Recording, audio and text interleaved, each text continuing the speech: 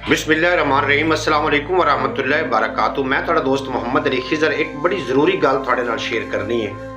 कोई चंद दिन पहले एक महफिल नात ते एक बच्चे की तिलावत सुनी और बच्चा बिल्कुल छोटी जी उम्र का, उम्र उनकी गलबन 7 साल तो 8 साल होनी है और एडी सोहनी तिलावत फरमा रहे हैं। तजवीज़ तरतील का ख्याल रखते हुए उन्होंने तिलावत सुन के मैनू कारी करामत अली नईमी रहमतुल्लाह अलैह याद आ गए, जेडे कि इस दुनिया फानी तो पर्दा कर गए। मैं उस बच्चे के मुतलक पूछा कि किदा साहबजादा है, तो मैनू पता चलिया कि खतीब पाकिस्तान कारी अशफाकुर रहमान कादरी साहब के साहबजादे ने, जिन्हों का नाम है मोहम्मद जैनुल इशफाक कादरी साहब। मैं तो नाल नईमी भी आखसा।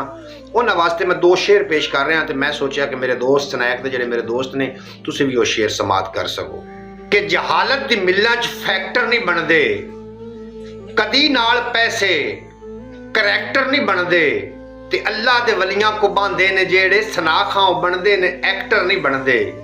और गंदियां चू बच्चे भी फजूल पैदा होंदे ने, जाहिलां दे विचों मजहूल पैदा होंदे ने, मिठे मिठे बूटियां दे फल होंदे ने, ते आशकां चू आशिके रसूल पैदा होंदे ने।